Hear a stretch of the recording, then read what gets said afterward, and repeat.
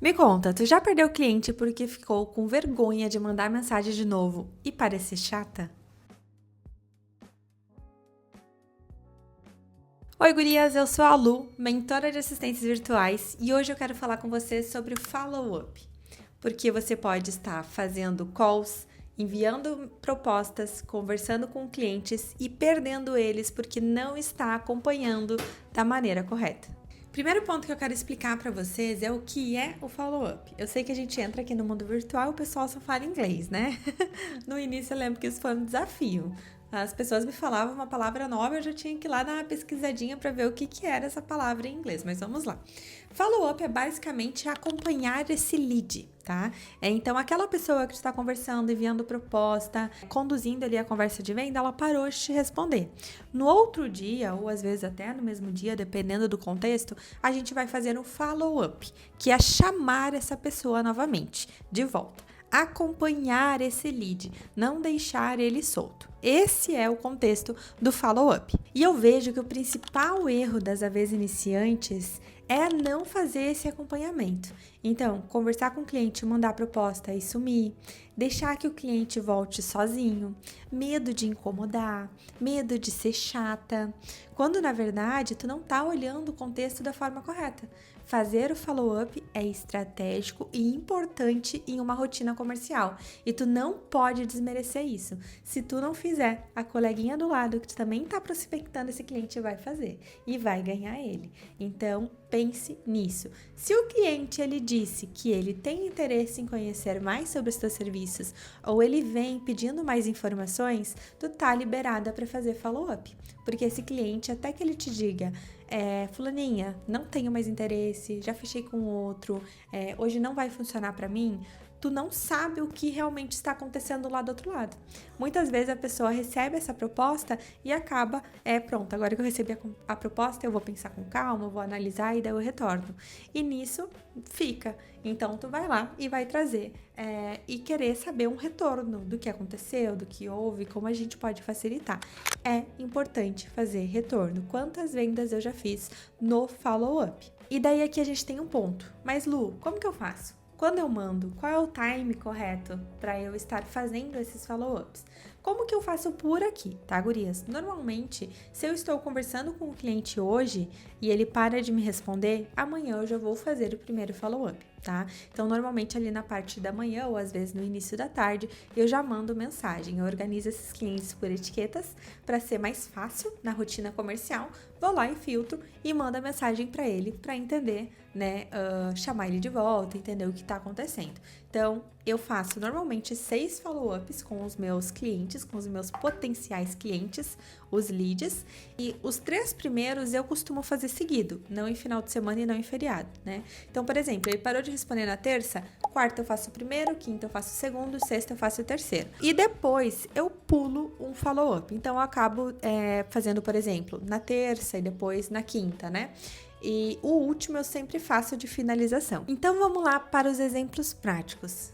Os primeiros follow-ups eu acredito que seja realmente para retomar a conversa.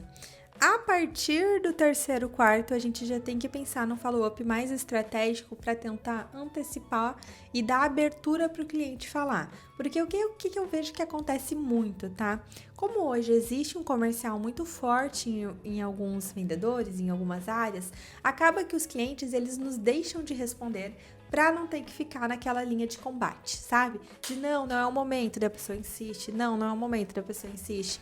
E eu não tô falando para vocês que não é importante trabalhar a quebra de objeção. É muito importante trabalhar a quebra de objeção, mas daí depende também a forma que tu faz, né? Tem um outro vídeo que eu falo sobre isso, especialmente sobre a quebra de objeção. Então a gente traz de forma mais estratégica esses últimos para tentar trazer esse cliente de volta para a conversa. Então vamos lá, tu mandou a proposta e o cliente sumiu. Normalmente eu utilizo essa mensagem que eu vou deixar aqui na tela para vocês. Oi fulano, bom dia. Conseguiu analisar a proposta de prestação de serviços que te enviei? Você ficou com alguma dúvida? Bem sucinto, tá? Vocês estão vendo que nesse ponto é o primeiro follow-up após a entrega da proposta.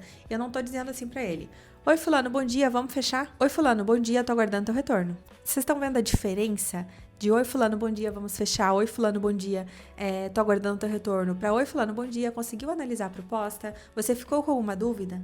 Tu tá dando abertura pra ele te dizer se ele já conseguiu, se ele ficou com uma dúvida, pra vocês conversarem sobre isso. E um erro que acontece, que eu vejo na prática com as minhas alunas, é às vezes nesse primeiro follow-up já querer dizer assim, fulano, se não ficou bom pra você, a gente pode negociar. Gente, vocês estão trazendo a insegurança da mente de vocês no follow-up, né? Porque vocês nem sabem se é valor, nem sabem se o cliente já analisou. Então, é importante que vocês não façam dessa maneira. O follow-up é pra gente entender o que está acontecendo, chamar a pessoa de volta e não antecipar algo que ainda não está acontecendo, tá? Principalmente no primeiro follow-up, que tu recém tá chamando a pessoa de volta pra conversa, que provavelmente ela ainda tá analisando. Então, tomem bastante cuidado. Um muito prático que eu gosto de usar, normalmente como segundo follow-up, é assim: oi, fulano, sei que a rotina é corrida, passando apenas para lembrar da nossa conversa. Carinha sorrindo. Normalmente eu utilizo esse no segundo follow-up, bem tranquilo, para lembrar, porque no primeiro eu já trouxe, se ficou uma dúvida, né? E a partir do terceiro follow-up, a gente já traz um pouquinho mais de estratégia. Em que sentido? Às vezes eu falo pro cliente assim, oi fulano, se ficar melhor para você, a gente pode fazer uma call para conversar sobre a proposta. O que tu acha? Então, tô chamando o cliente, dando abertura pra gente fazer uma reunião. E no quarto eu já trago assim, ou se você não gostar de call, se não preferir ir pra call, a gente pode seguir por aqui mesmo. O que você prefere? A quinta pode ser, oi fulano, você ainda tem interesse na nossa parceria? Restou alguma dúvida? Ó, aqui eu já tô dando abertura para entender se ele, porque a gente já tá lá no quinto follow-up, a gente já tá lá há mais de 5 dias tentando chamar esse cliente de volta. Vocês entendem que já tá ficando mais frio? Que já tá ficando mais difícil da gente recuperar esse lead? Não é impossível, mas tá. Então a gente começa a trabalhar de uma forma para dar essa abertura para ele chegar com uma objeção, talvez, né? Então ele pode chegar aqui, então, Lu, agora calculei aqui, realmente não vai dar, não vou conseguir fechar, agradeço, sabe? Então ele vai se sentir mais tranquilo em trazer a objeção e a gente vai poder trabalhar ela, tá? Essa é justamente a ideia. E como último, eu trago um follow-up de encerramento, onde eu normalmente trago assim. Então vou finalizar por aqui o seu atendimento, tá bem? Foi um prazer te conhecer e conversar contigo até aqui. Se em algum desses momentos quiser retornar ou tirar dúvidas, estarei por aqui e também lá no Instagram. Eu coloco o link. Um abração e até logo. Essa última mensagem eu utilizo como finalização. Alguns clientes retornam aqui, dizendo, Lu, não encerra, tava muito corrido, não consegui te retornar, fui viajar, sei lá.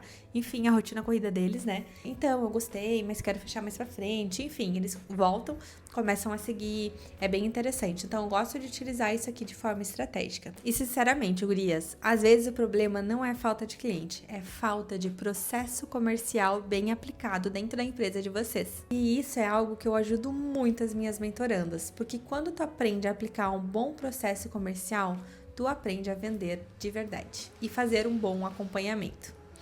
Um beijo, gurias, e até o próximo vídeo.